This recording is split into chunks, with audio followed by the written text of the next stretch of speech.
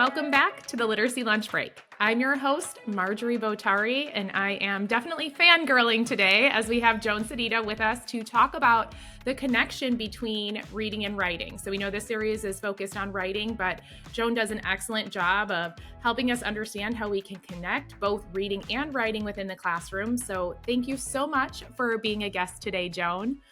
My pleasure, and thanks for this opportunity to talk about something that I'm pretty passionate about. Yes. And it shows, and we're so happy that our listeners get to learn from you. So before we jump into all of that talk about connecting reading and writing, we always like to just give listeners an opportunity to hear a little background about you, really share, what led you on this journey and where you are now. And then we'll go ahead and jump into that reading and writing connection. Sure, yeah. Well, I started my career in education and literacy in the mid 70s. I started working at a school just for students with dyslexia and learning disabilities called the Landmark School, based in Massachusetts. I was there for 23 years. The school was very young when I first started there.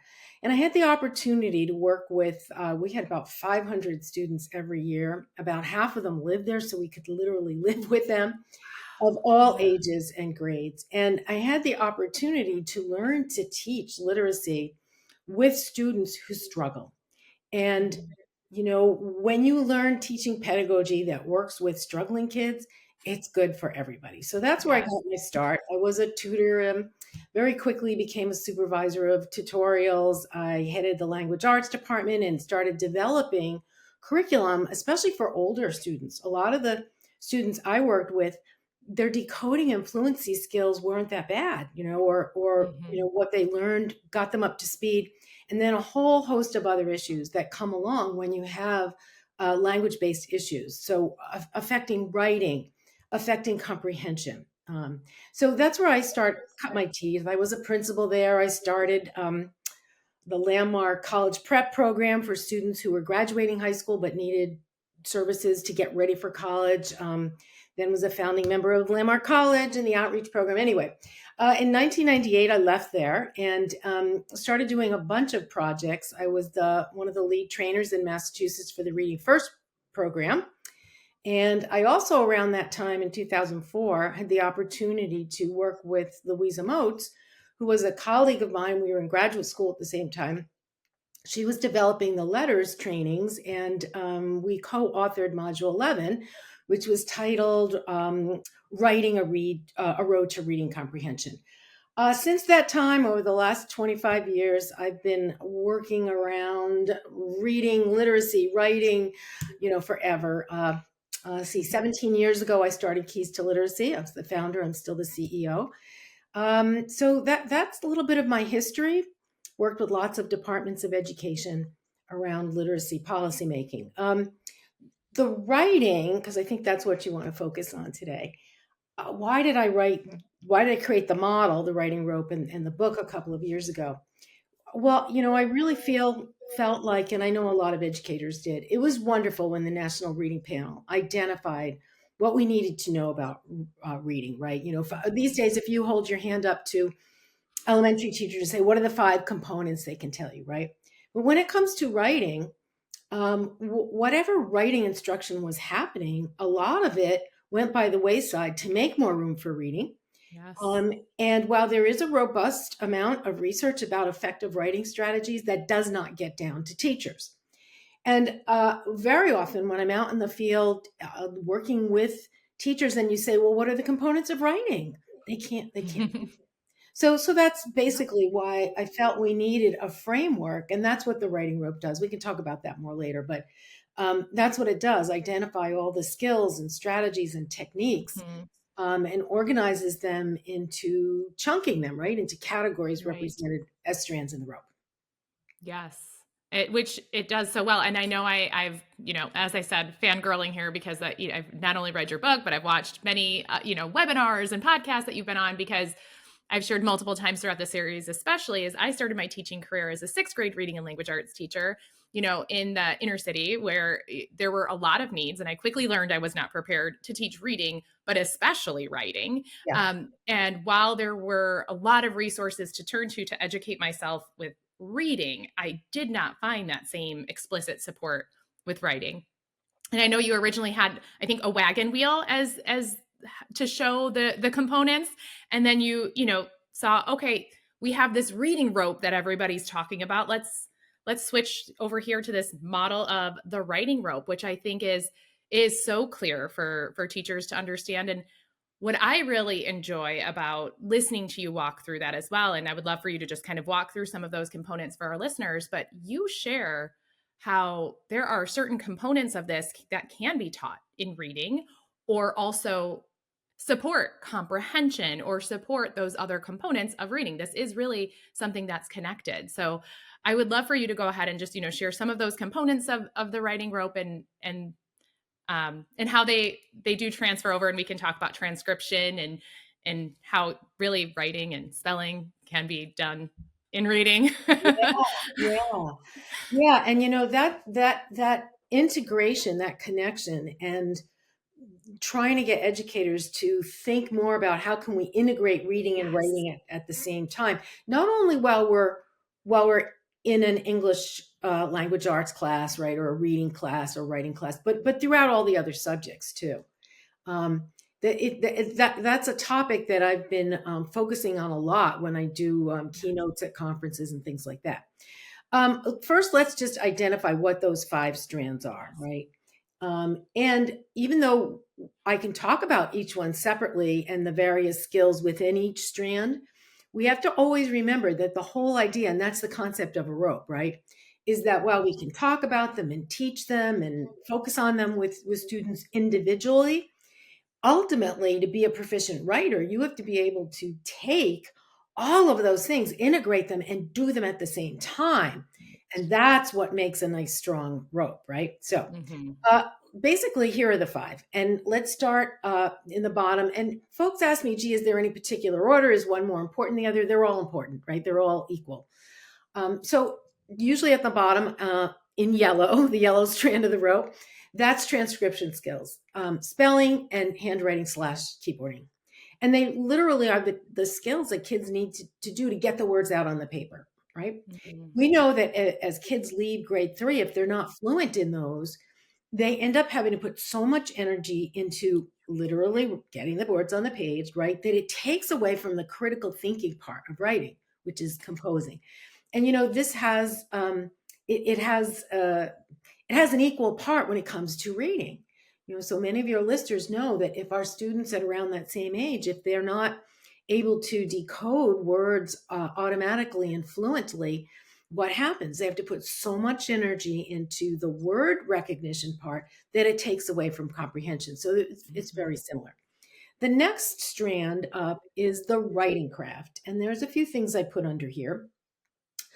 One of them is called TAP, Task, Audience, and Purpose. And that's something that all proficient readers are always thinking about when they write, but without realizing it. And many of our students don't consider that.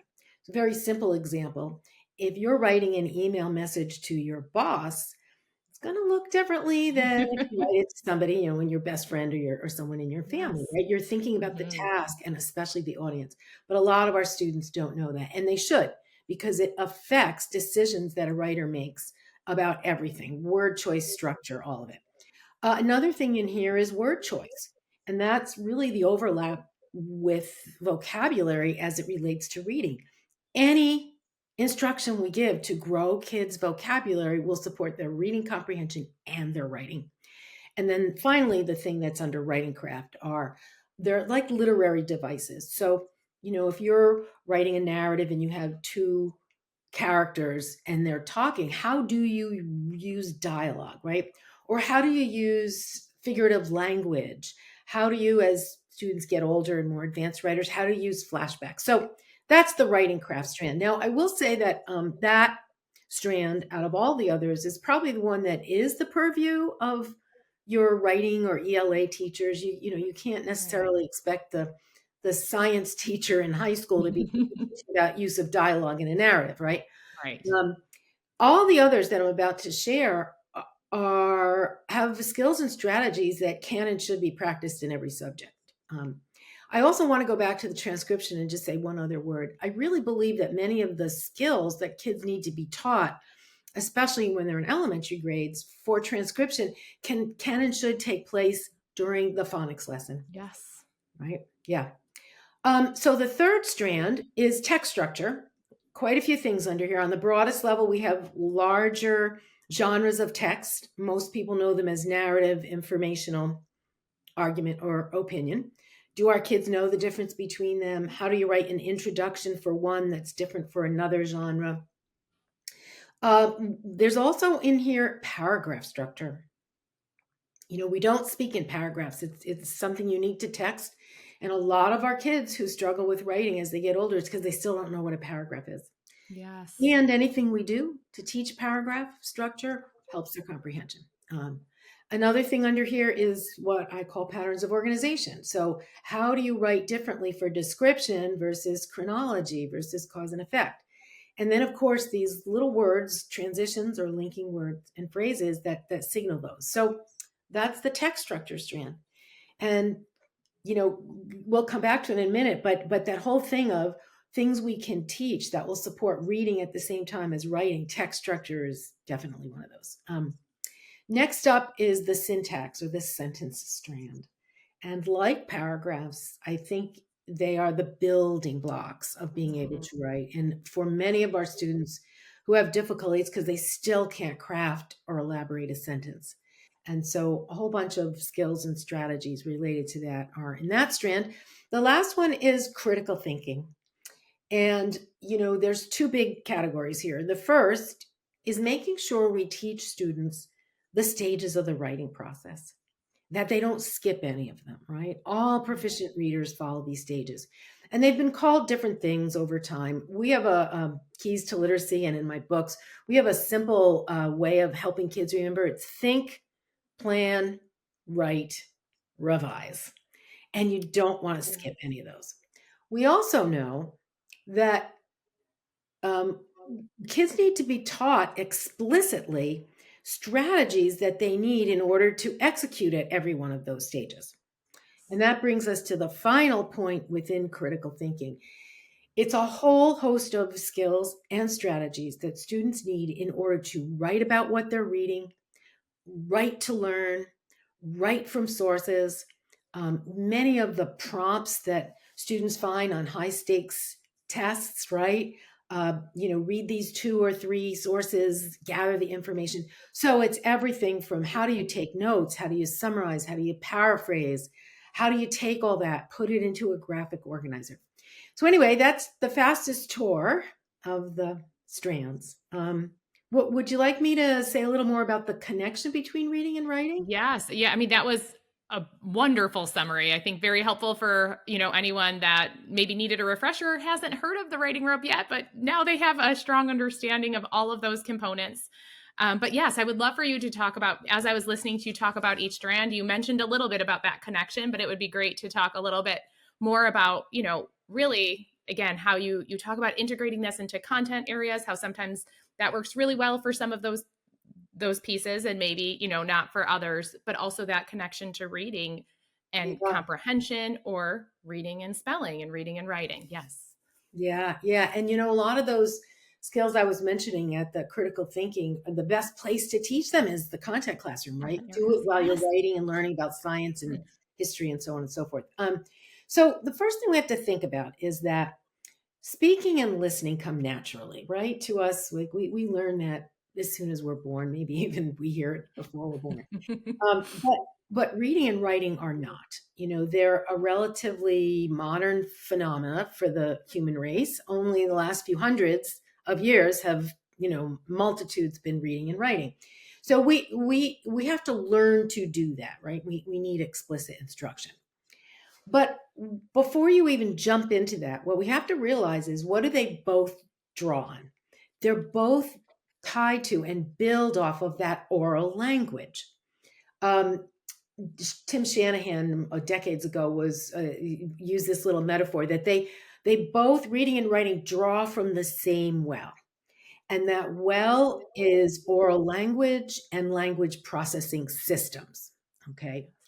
Um, if you think of a lot of the elements that are connected to the written text and what we have to teach about them, teaching will help both sides, both buckets. Okay. So I mentioned before about text structure. When students are reading, if they're aware, it's one of the things we know improves reading comprehension, teaching kids to be aware of the text structure. It offers them clues. So if you see a heading, right, or you see now it's time to move from one section to another section, or what does the introduction tell you? Even transition words when we're reading, they give us clues to Yes. make meaning.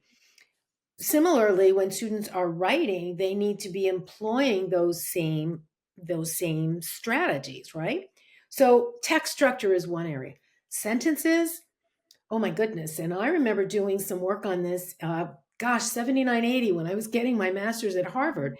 We knew then that sentence combining was a tool that could help writing, but the research wasn't available then to know if it would also help comprehension. And I remember doing a paper on that and doing sentence combining with my students who struggled. Now we now know that sentence combining also supports comprehension. But I want you to think about it when you're reading and you come across this long, complex sentence. A lot of our students, their comprehension falls apart. They can't connect the many propositions within the sentence. Mhm. And then similarly, when they write, how many of our older kids that don't write well, they just write short, simple sentences, the same format. We want to get them to write longer. And so many of the activities that we can do that develop sentence awareness, syntactic awareness, and an understanding of complex structures will help both their comprehension and their writing, especially sentence combining. So those are two examples, but there's lots of others. Paragraphs, another one. I feel like so many students don't get the concept of a paragraph. It's about a main idea. And when you're Mhm. reading and you see an indent or an extra line, it's a signal that says, stop, we're switching main ideas. And when you're writing, our kids don't think about grouping what they have to say into main idea paragraphs. So Right. there are so many examples of where they overlap.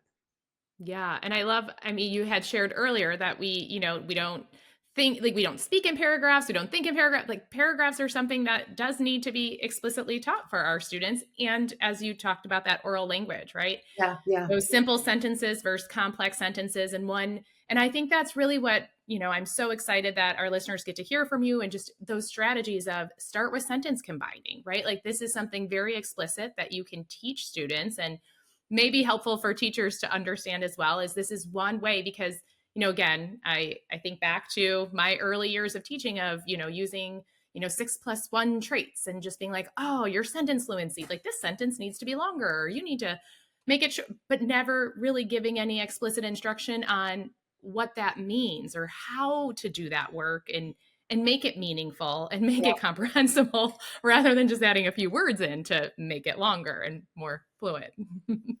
yeah, yeah. Well, yeah, I mean, I'll say this, the writing rope, sometimes people will say, how do I buy that program? It's not a I program. know, yeah. It's a framework for thinking about everything we need to be teaching students. And it has its limitations, right? What it does is identify what all those things are, but it doesn't tell you how to teach them. Now in the writing wrote book and in the books and courses I've written for Keys to Literacy about how to teach writing, that's where you show Mhm. teachers how to do that. Yeah. And you mentioned the word explicit, and that's essential. We have to be very explicit and not make assumptions that students are going to figure these strategies out on their own. Right. Yep. I say all the time, I assigned a whole lot of writing. I don't know how much I actually taught, right? Yeah, Lots of writing prompts. There you go. um, I also love that you just shared. Yes, when we think of your book, The Writing Rope, no, that is not a program, but it's just as it's yes, programs are important to give us those tools to teach explicitly, but I will say, like any educator that is listening to this, it's also really important to have that knowledge to understand how you're using that curriculum or that resource that you have.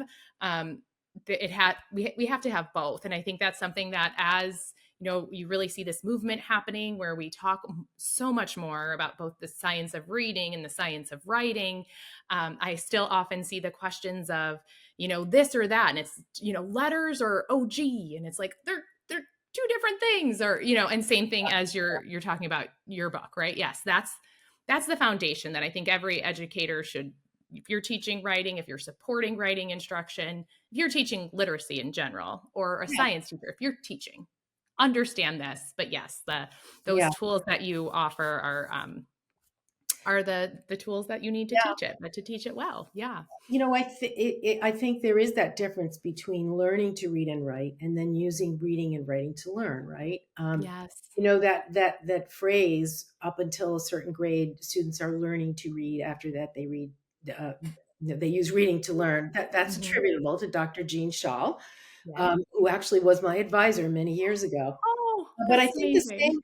I think the same thing can be applied to writing. In the earliest grades, we're learning the writing fundamentals, but then we need to start using writing to learn. And Yes. I think just like with reading, while we're teaching kids to read, teachers benefit from programs because they have the materials, right? I mean, I've always felt like if you go to teach a phonics lesson, you need the sound letter cards, you need the stuff, right? But ultimately, especially if we want students to integrate reading and writing together, and if we want them to use it throughout the school day, then it's the teacher's knowledge that's important. Because your math teacher, your science teacher, even your English teachers, once you get to middle and high school, they're not going to be using a reading or a writing program. Exactly. Yeah. They need that knowledge on about how to do that. Yeah.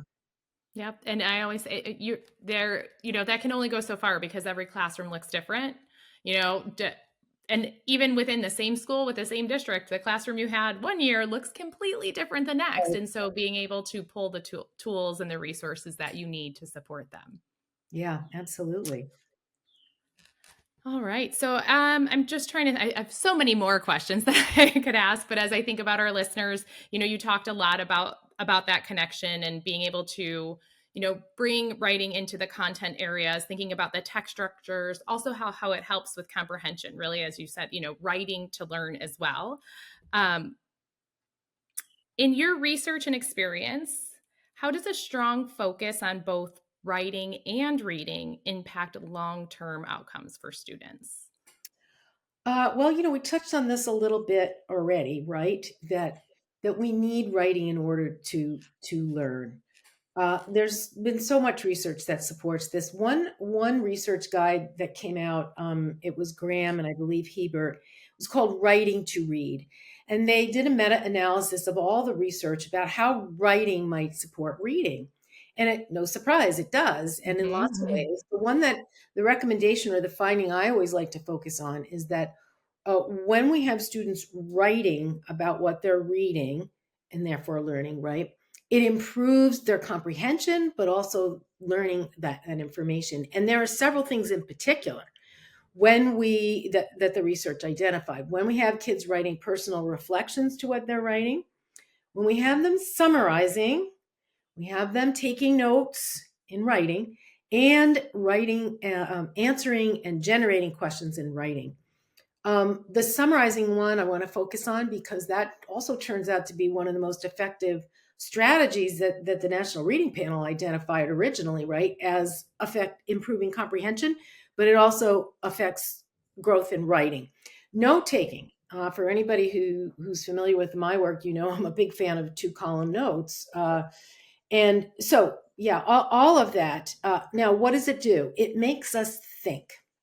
So here's Yes. a very simple Mhm. example for your listeners. How many of you write a grocery list before you go food shopping? Okay. What happens if you forget it at home? Does the fact that you wrote it help you remember what you need to get? And it's a very simple example, but it Gosh. shows you how powerful writing is. It forces us to organize information, process it, make connections to it. So it's really important.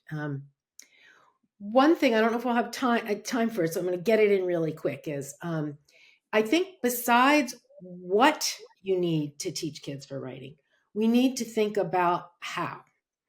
And that has to do with something that I call, I have a chapter on it called teaching principles, right? And some of them are generic. They can use for learning anything. Obviously, explicit instruction, right? An I, we, you model of the teacher explicitly teaching, modeling, thinking aloud, guided practice, etc. But there are a few other things that are important to keep in mind for writing. One is using mentor models with students. Yes. So one of the things we know is we all learn to write and get better at writing by emulating others, right? Mhm. Again, if any of your listeners, if you have to write a recommendation for somebody or fill out a grant, what's the Yes. first thing you do? You say, "Oh, can I see how other people do that?" And so Right. that works with our students. So any of the skills and strategies I mentioned before, maybe you want to have kids learn to use transitions better, or how to state their claim in an opinion piece, right? Or how to write a topic sentence for a paragraph. If you can show them examples of model text, 3 or 4 paragraphs, show them how those topic sentences, a few examples of text that have transitions or whatever you're trying to teach, and then help them analyze those models, help them practice using it. That's a really important teaching principle. Another I'm one, really glad. Oops, sorry. I'm glad you brought that up because it was something that was in the back of my head today and I wanted to ask you about. And so I'm so glad that you brought that up. I didn't mean to interrupt. oh yeah, no, no. Another one is collaboration. And we know that for comprehension, having kids practice collaboratively, writing notes or writing, that helps for comprehension, but it's really helpful with writing. Writing is a communicative thing, and when students have an opportunity to collaborate with each other or with the teacher, and at any stage of the writing process, it's going to keep them more motivated and engaged. Yes. There are several others, but another one to think about, and this was identified in the Institute of Education Sciences um, research guide about the things that we should be doing for elementary writing, and one of them is creating a community of writers, and that includes a lot of Mhm. things. But one of the most important ones is creating a space that kids of all ages can feel comfortable writing. It's a scary thing to write. You bare your soul, and Yes. a lot of people get very nervous about it. So we have to create environments that say it's okay, where the teacher admits, I'm not a good writer. I struggle with writing. Where even well-known authors, you share their stories about Mhm. how difficult it is. And we have to showcase kids writing. So there's a lot around a community of writers, but that's really important too. Yeah, thank you for mentioning that because that is, we talk a lot about the science or the teaching, but the community, as you said, it's scary for a lot of adults to share writing. Imagine what that's like for kids. So making sure that it becomes, that culture that it's a practice and we all go through this I think the writing process too, right? We all go through this writing process. When you're reading a book, that's where it ended up, but there was a whole lot of work before done before that. Published authors do that as well. I do, and I know we'll have to wrap it up shortly, but I do just want to go back to that mentor text, right? Because I know that is such a critical component of giving students this model and helping them understand this is what it looks like.